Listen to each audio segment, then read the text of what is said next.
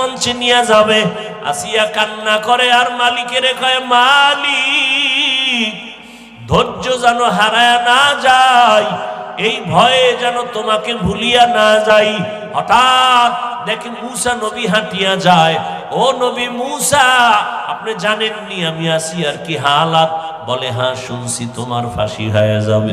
বলে আমি তো চলিয়া যাব, দোয়া করবেন, তবে একটু আমারে বলবেননি, আপনি তো আল্লাহর সাথে ফাঁকে ফাঁকে কথা বলেন, একটু বলেন আমার আল্লাহ আমি আসিয়ার উপরে এখন কেমন অবস্থানে আছে।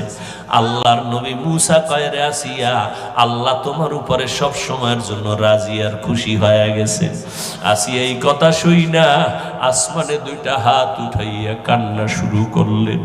ক্বালাত রব্বি বিনিলি ইনদাকা বাইতান ফিল জান্নাহ ওয়া নাজ্জিনি মিন ফিরআউনা ওয়া আমালিহি।